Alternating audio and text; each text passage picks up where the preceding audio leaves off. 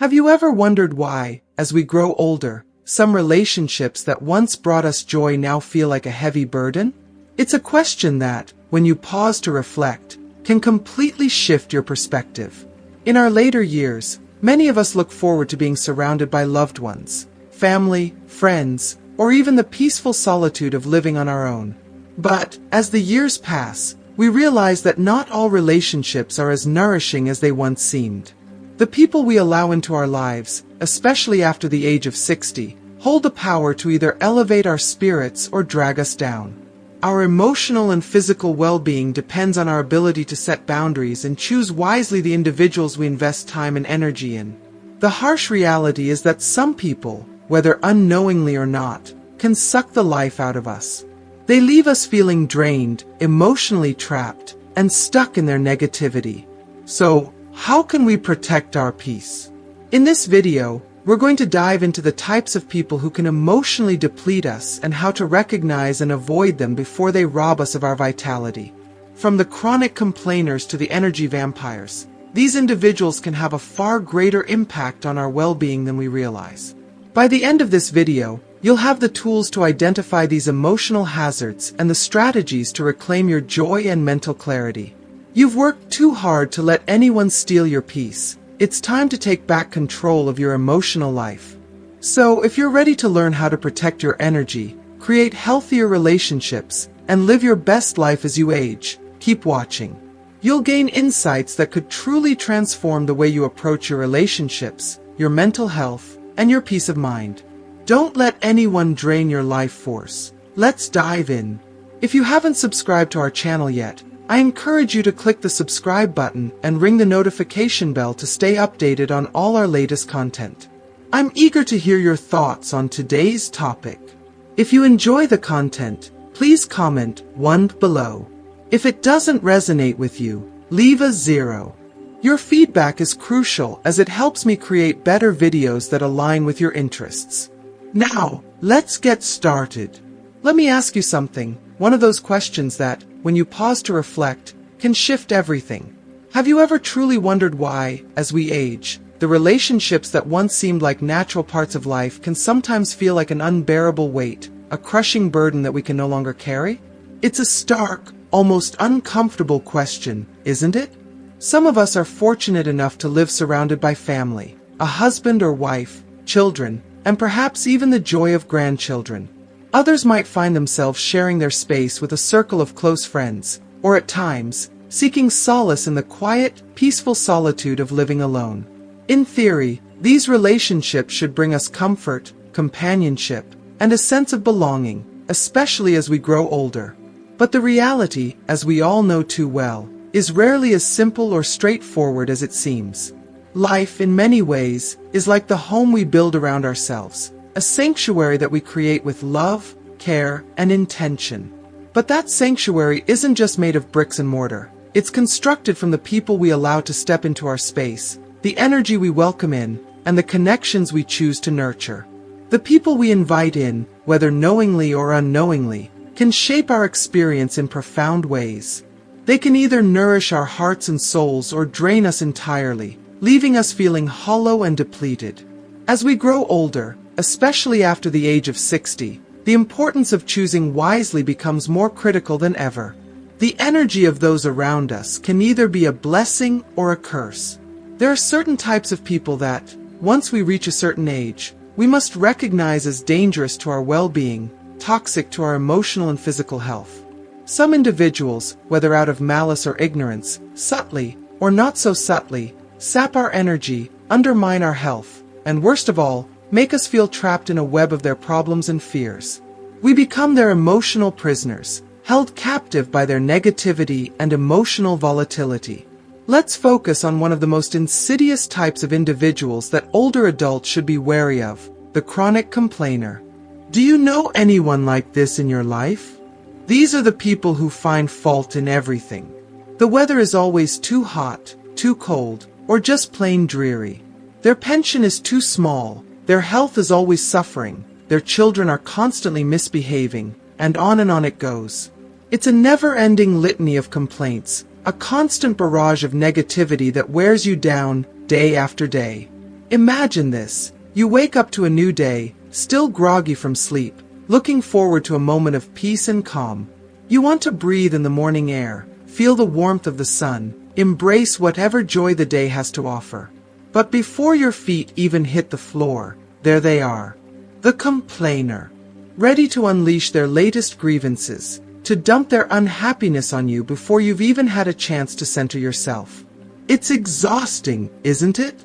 It's like waking up to a storm that you never saw coming, a deluge of negativity that floods your mind and soul before you even had the chance to truly live. Living with a person like this is emotionally hazardous. Complaining is not just an annoyance, it's a virus. It infects your mind, your emotions, your perceptions of the world. It spreads quietly, almost imperceptibly, until one day you realize you can no longer see the world through your own eyes. You begin to adopt their perspective, their vision of a world filled with problems, frustration, and endless disappointment. What was once a bright, hopeful day now seems just as gray and clouded as their mood. Slowly but surely, their negativity begins to consume you, and before long, you're no longer just hearing their complaints, you're internalizing them. Everything becomes a problem. Everyone is at fault. Life is nothing but a series of endless challenges that no one can overcome. The joy that once lived in your heart begins to fade, replaced by the dull ache of perpetual dissatisfaction. And yet, in the deepest parts of your soul, you know that this isn't the truth. This isn't the reality of life, especially after 60, when so many opportunities still lie before us. There is still beauty to be found, joy to be experienced, wisdom to be gained. But the chronic complainer can obscure all of that, clouding your mind with their unrelenting negativity. If you are still watching this video and find these lessons useful, please comment number 1 below to let me know that you are still watching this video with me. Think about it. How often do you hear complaints from those around you? From your family, friends, or acquaintances? And more importantly, how do you feel after spending time with them? Do you feel drained, exhausted, as if you've been robbed of your peace?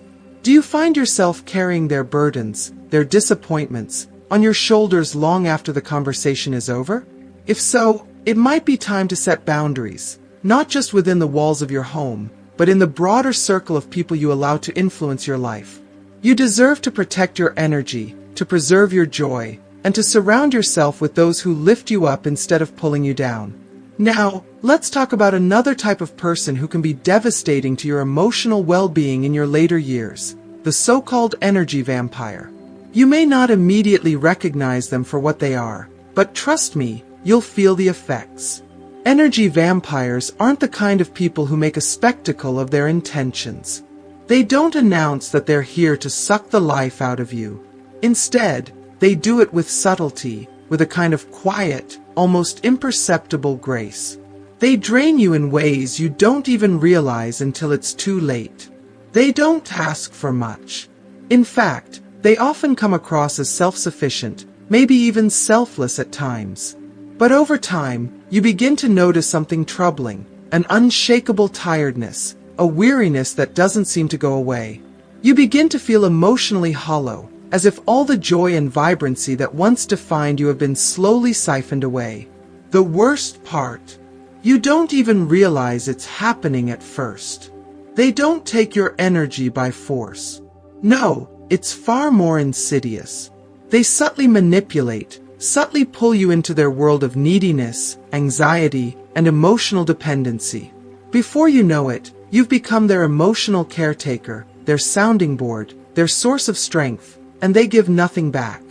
It can feel like they're feeding off you, feeding off your energy, your time, your emotions, until one day, you realize you have nothing left to give. You're empty. They've taken it all. And yet, they never seem to notice or care. They're so focused on their own needs, their own constant demand for attention, that they don't even see the damage they've caused. So, what do? How do you protect yourself from these emotional predators? The answer is simple, though not always easy. You set boundaries. You recognize your own worth, your own need for peace, for joy, for self-care. You stop allowing others to drain you, to manipulate you, and you surround yourself with people who fill you up, who inspire you, who remind you that life is still full of possibilities. You take back your power. You deserve to live with clarity, with positivity, and with the freedom to be your authentic self, free from the weight of others' emotional burdens. The time has come to stop allowing others to take what is rightfully yours. Your energy, your peace, and your well-being are precious. Protect them fiercely. Imagine this. A neighbor stops by for a visit.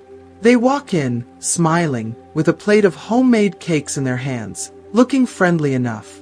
You greet them with a warm smile, thinking it'll be a pleasant conversation. They sit down, ask how you've been, and make small talk about the weather, about life in general. All those typical, seemingly harmless exchanges. But then, just when you start to think this visit might not be so bad, they drop a comment, casually at first. "Oh, I've got it all bad. You don't have to deal with this. How do you manage with old age?"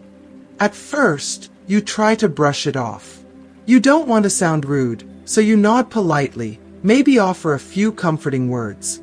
But then before you know it, the conversation shifts, and they continue, almost as though they can't help themselves, as if it's a reflex. "Oh, my life is so hard, nothing's going right, the kids don't care, the weather is miserable, everything is wrong." The words just keep flowing, relentless. It's no longer a friendly visit. It feels like you're trapped in a flood of complaints that never seem to end. And as the hours drag on, you start to feel it. It's subtle at first, a shift in your mood, a slight heaviness in your chest, as though the air in the room has thickened. The next thing you know, you're utterly exhausted. You haven't argued, you haven't raised your voice, but inside, something has shifted. You feel drained, worn out. As if someone just came into your life, poured all their negativity into you, and took something you can't get back. By the end of the visit, you feel hollow, like an emotional sponge that's been wrung dry. That feeling doesn't just vanish when they leave. It lingers, gnawing at your peace, and you wonder, how did it get to this point? This is what I'm talking about when I say, there are people who have this extraordinary ability to drain your life force without ever asking for it. They never even seem to notice the toll they take. But you feel it, don't you? I had a situation like this with a friend of mine, whom I'll call Maria. Maria was one of those women who would give you the shirt off her back if you needed it. She was kind, generous, and always putting others before herself. She lived with her daughter, who, like many young adults, had her own set of problems. And as you might expect, Maria's daughter often ran to her for support. But it wasn't just occasional visits or phone calls. No, it became a pattern. Whenever her daughter had a problem, no matter how small or large, she would immediately call her mom. "Mom, my boyfriend hurt my feelings. Mom, my boss is being unfair. Mom, the world is against me." Maria, as any loving mother would listen, comfort her daughter, and give her advice. It seemed like a perfectly normal thing to do, except, after a while, Maria began to lose herself in the process. Her daughter's problems became the focus of the entire household.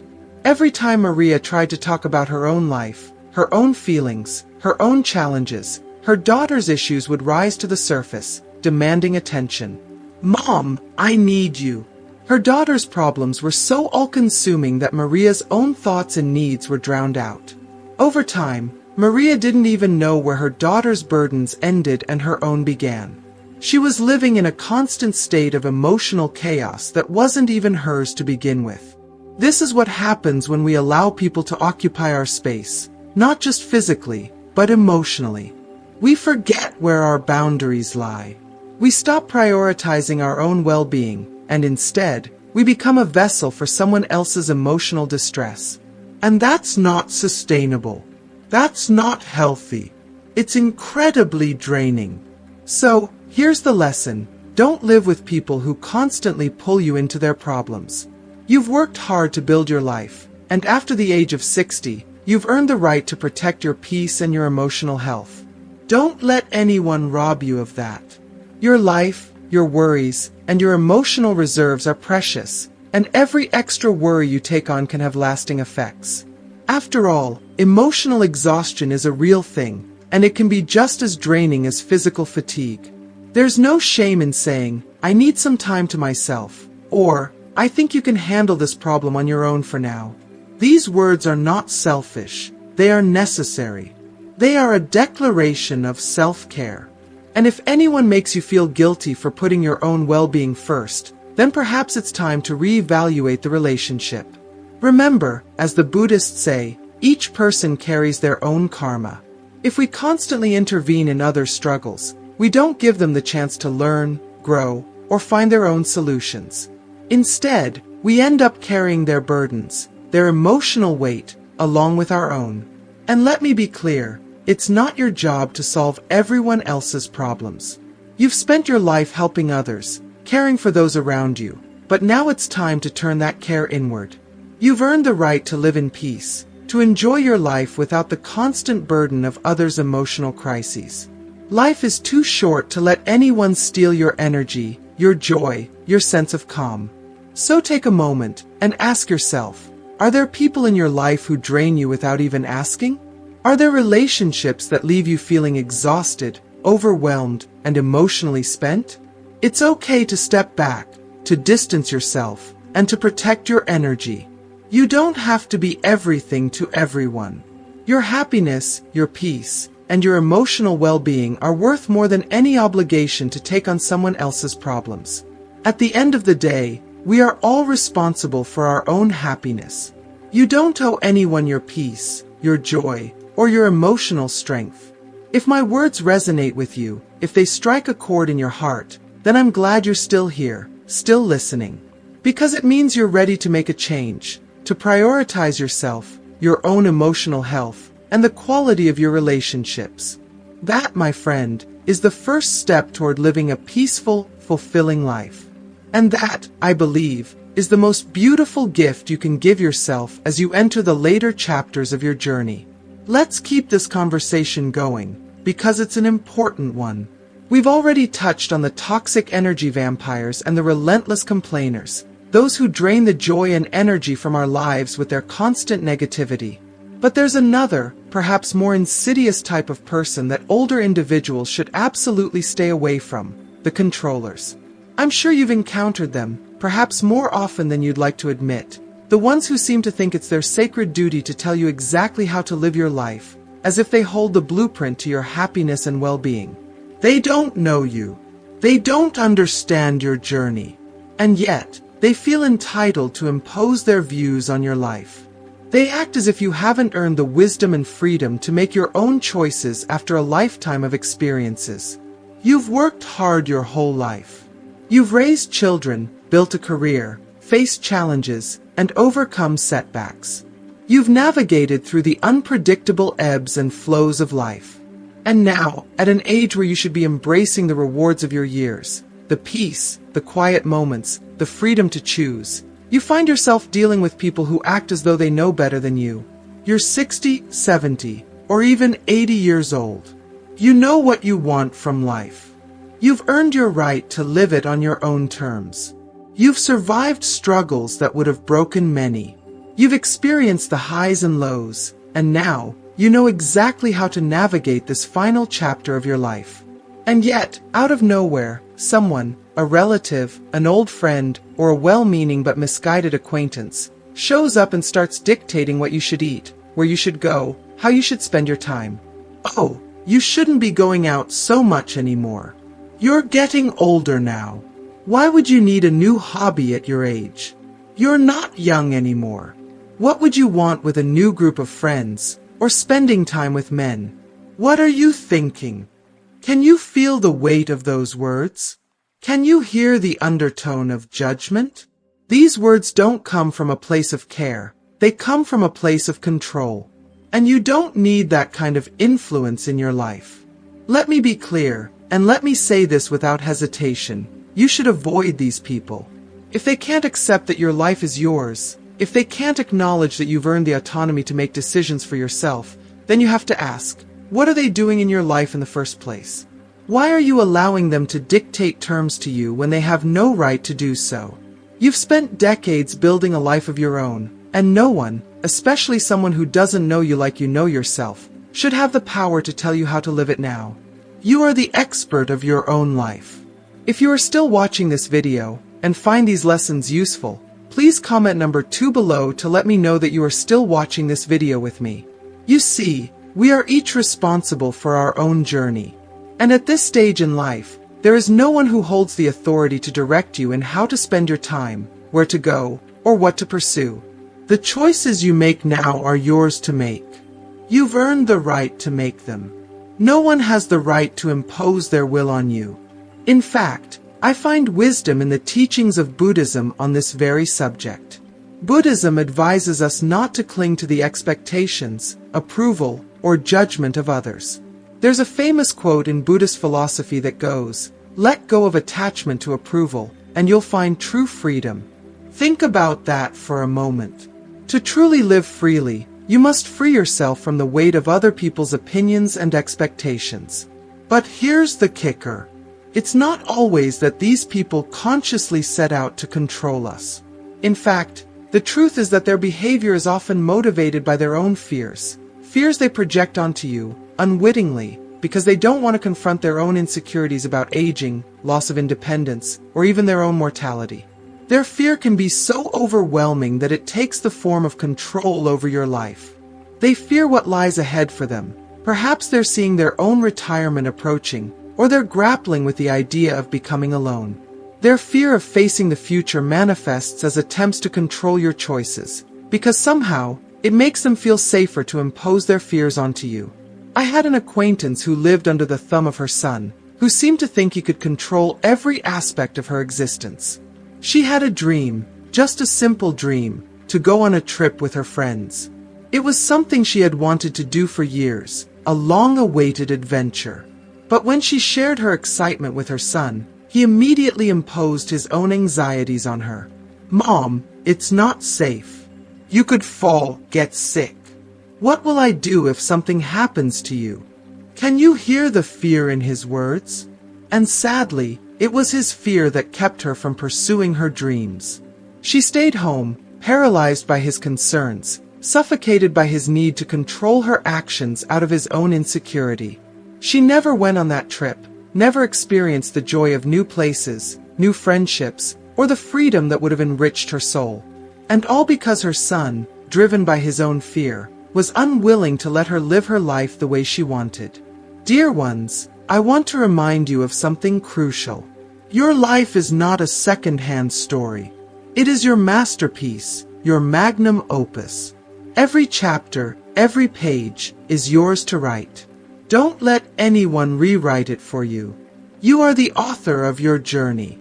You decide who you want to surround yourself with, where you want to go, and what you want to do. Don't allow anyone to be the censor of your life. Your happiness, your peace, your fulfillment are yours to own. So, I urge you, as you look at the relationships in your life, to ask yourself honestly, are there people in your world who are trying to control you? Are there voices that have grown too loud, too overbearing, too suffocating in their demands and judgments? If so, it's time to take a stand. It's time to reclaim your space, your voice, and your independence. Stand firm, but stand with respect. Put them in their place, not out of malice, but out of a deep, unwavering commitment to protecting your own peace and autonomy. No one, not even the people who are closest to you, should have the power to derail your peace. Your life is yours to live, freely, fully, and on your own terms. So, don't let anyone steal that freedom from you. One thing I want to make crystal clear, don't let anyone, whether it's a family member, a friend, or even a neighbor, tell you that your opportunities are limited because of your age. They are not. Your opportunities are only limited by what you're willing to believe. And if someone doesn't believe in you or your potential, that's their problem, not yours. You are the one who has the power to decide what you can and cannot achieve, and that power doesn't diminish with age. Now, let me ask you something important. Who in your life has subtly or overtly suggested that, once you pass 60, it's time to slow down? That it's too late to start something new, to learn something fresh, or to pursue a dream you've always had? Are you willing to ignore those voices, whether they come from the people around you or even from your own doubts, and finally do what you've been putting off for far too long? Because I'm here to tell you, it's never too late to truly begin living. No matter what age you are, it's always possible to embrace new experiences, new dreams, and new beginnings. I want you to hear this with all your heart. After 60, you owe nothing to anyone. Yes, I said it. Nothing. You no longer need to feel obligated to meet anyone else's expectations, to put your time and energy into things that no longer serve you, or to sacrifice your own desires for the comfort of others. This is your time, your moment, and it's time for you to finally embrace it. I know that this idea might be a little uncomfortable for some of you, because in our society, we often feel like we must always put the needs of others before our own. But why? Why is it that once we reach a certain age, we're expected to live for everyone else? You spent years raising children, working tirelessly for your family, supporting friends and relatives, always doing for others. And now, when it's finally time for you to live for yourself, there will always be someone, perhaps a loved one or even a well-meaning friend, who will try to convince you that it's selfish. How many times have you heard, "How can you not help your grandchildren?" Or "How can you go on vacation when there are so many problems here?" And here's the truth, the scandalous truth. Many people see you as a resource. They see that you have time, and they assume that because of that, you should spend it doing things for them, fulfilling their needs, and solving their problems. But let's take a step back and reflect on this. Since when has your life been anyone else's to control? Since when are you obligated to spend your time catering to others when it's at the expense of your own well-being? Yes, you love your children, your grandchildren, and your friends. But does that mean you have to constantly put their needs first, over and over again, without ever considering your own? Buddhism teaches us a powerful lesson. You cannot truly help others if you are continuously sacrificing yourself. And how often have you put yourself in a position where you felt drained, resentful, or exhausted because you gave in to that sense of obligation? How many times have you told yourself, "I can't go on that trip. I have too many responsibilities here"? Here's another sobering thought. If you don't start living for yourself now, when will you? When will you ever give yourself permission to do the things you've dreamed of doing, the things you've put off for far too long? After 60, life can still be full of adventure, joy, and purpose, but only if you allow yourself to embrace it. The years ahead of you can be some of the most exciting and fulfilling of your life, but that requires you to stop postponing your happiness for the sake of others. You see, here's the truth. How many times in the past few years have you told yourself, "I deserve a break, but not right now. Later, I'll take that vacation. Later, I'll start that hobby. Later, I'll do what I've always wanted to do"? But here's the kicker. Later may never come. And what happens when you keep pushing your desires aside for other people's needs? Someone else will take your time, and before you know it, you'll feel like your life has passed you by. Think about it. How many times have you lived for others and not for yourself? How many times have you sacrificed your own happiness or put off doing something for yourself just to meet someone else's expectations? And here's the big question. Are you ready to stop that now? Are you ready to take the bold step to finally start living for yourself? Because I'll tell you this, if not now, then when? There will always be a reason to put others first. Someone will always need your help. Someone will always expect you to sacrifice for them. But the question is, will you continue to adjust your life to meet others' needs? Or will you choose to take control of your own life, finally choosing you? This is a choice that will make some people uncomfortable, but it will set you free. And here's the reality. No one is going to come to you and say, "Now it's your time to live for yourself." On the contrary, you'll hear things like, "How could you not help?" Or "It's your duty to take care of this." But I'm here to tell you that you are not obligated to meet anyone else's expectations, especially when it's at the cost of your own peace and joy. This is your time. Your moment to live life on your terms. No one else has the right to tell you what you should or shouldn't be doing with the years you have left. And here's the beautiful thing about it. You are responsible for your own happiness. No one can take that responsibility from you, and no one should. Want to travel? Go ahead. Want to start a new hobby, pick up a new skill, exercise, or even fall in love? You deserve it. The world is wide open to you, and you shouldn't let anyone tell you otherwise. So let me leave you with this. Age is not a reason to stop. On the contrary, it's an invitation to start something new. You have wisdom and experience that you didn't have before.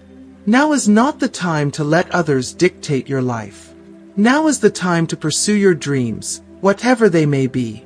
And the question I want to leave you with is, are you ready to accept that your life is yours? That no one, absolutely no one, has the right to tell you how to live it? If your heart says yes, then this is the beginning of your journey. Don't wait. Start today. You deserve to live the life you've always dreamed of, and there's no reason why you can't do it now. As always, I'd love to hear your thoughts. Let me know in the comments if my words resonate with you. If they do, make sure to subscribe, because we are just beginning our journey to true freedom, peace, and the life we were always meant to live. Have you ever wondered why, as we grow older, some relationships that once brought us joy now feel like a heavy burden? It's a question that, when you pause to reflect, can completely shift your perspective. In our later years, many of us look forward to being surrounded by loved ones, family, friends, or even the peaceful solitude of living on our own. But, as the years pass, we realize that not all relationships are as nourishing as they once seemed. The people we allow into our lives, especially after the age of 60, hold the power to either elevate our spirits or drag us down. Our emotional and physical well-being depends on our ability to set boundaries and choose wisely the individuals we invest time and energy in. The harsh reality is that some people, whether unknowingly or not, can suck the life out of us. They leave us feeling drained, emotionally trapped, and stuck in their negativity. So, how can we protect our peace? In this video, we're going to dive into the types of people who can emotionally deplete us and how to recognize and avoid them before they rob us of our vitality. From the chronic complainers to the energy vampires, these individuals can have a far greater impact on our well-being than we realize. By the end of this video, you'll have the tools to identify these emotional hazards and the strategies to reclaim your joy and mental clarity. You've worked too hard to let anyone steal your peace. It's time to take back control of your emotional life. So, if you're ready to learn how to protect your energy, create healthier relationships, and live your best life as you age, keep watching. You'll gain insights that could truly transform the way you approach your relationships, your mental health, and your peace of mind. Don't let anyone drain your life force. Let's dive in.